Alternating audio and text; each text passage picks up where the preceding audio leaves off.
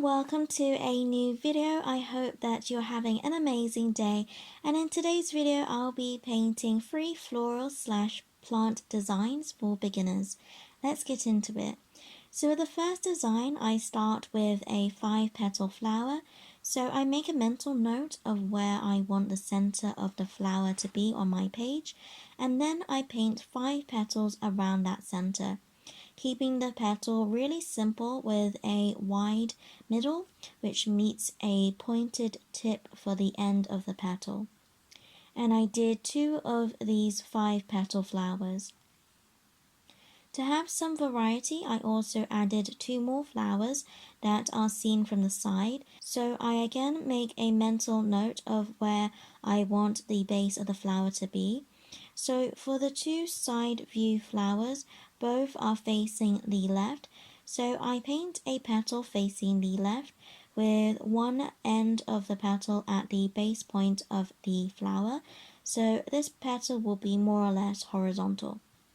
Then using this same base point, I paint a petal on each side of that center petal at a right angle more or less.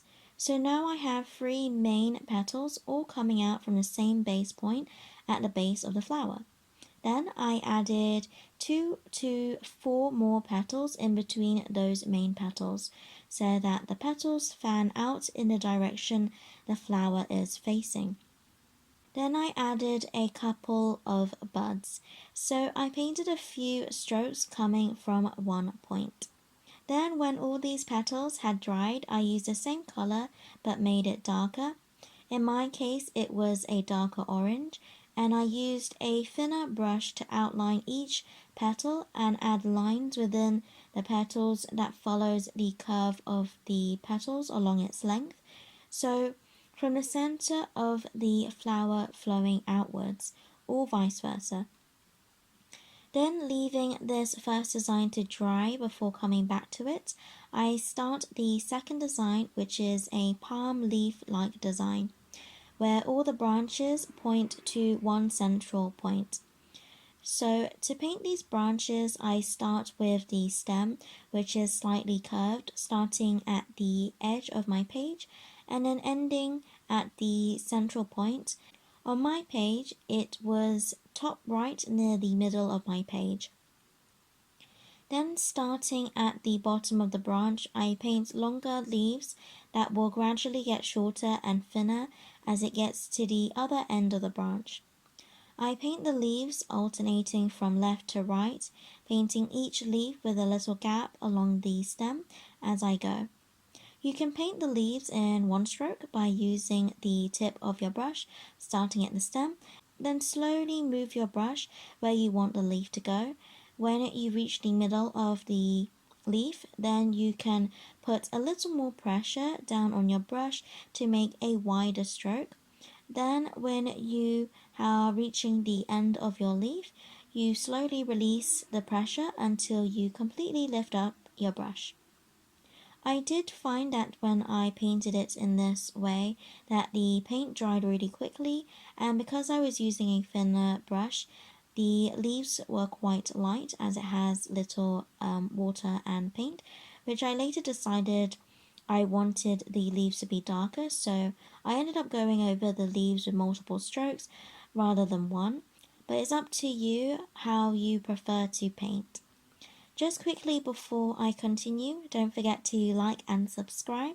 I upload weekly beginner watercolor and drawing tutorials every Saturday and would love for you to have fun creating with me. Okay, back to the video. When I got round to paint the leaves at the top of my page, I turned my page around so that it was easier for me to paint the branch from the bottom and working my way up the branch.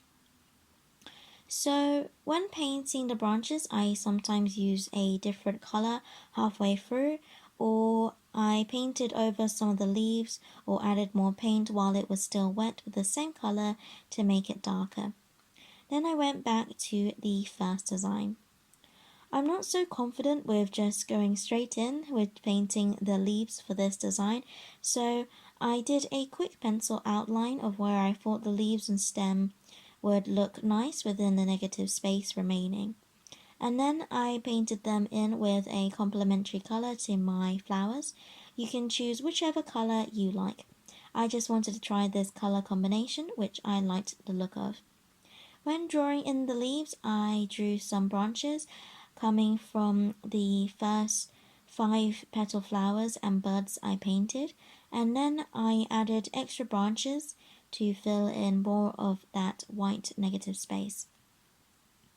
These leaves were shorter and wider than the second design, and with some of the leaves I left a white highlight along its length. I also added the dark blue to the center of the 2 5 petal flowers to add some contrast. Then I moved on to the third design.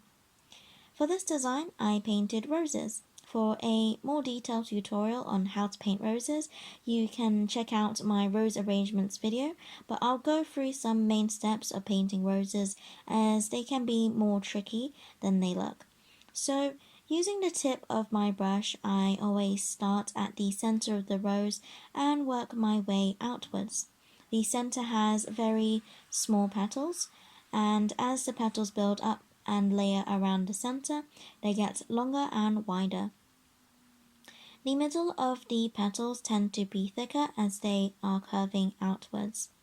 When building up the layer of petals, you want to leave areas of the page untouched so that you can see the edge of each petal and it doesn't become one blob. The overall shape of the rose should be a circular oval shape, so bear this in mind when painting your petal layers. Then I painted in my leaves, this time without stems, and again painting them coming outwards from the roses, all to fill in the white space left. Right, then to tie everything together to make it more neat, I went over the first 2 designs with a thin black pen, outlining the petals, leaves, and stems. Then for the third design, I drew in the outline of the petals for the first rose because I thought it looked a little messy and it was hard to see the different petal layers from each other. I did the same for another one of the roses. This is a simple trick to make your roses more readable if you were a little unsure about the look of your roses. Then I outlined the rose leaves and drew in the leaf veins, and then that is all 3 designs done. Thank you so much for watching. I hope that you enjoyed this video. If you did like this video and wanted to see more similar videos, then you can check out my floral/plants playlist for more watercolor beginner ideas. That is all from me, so as always, God bless and I'll see you later.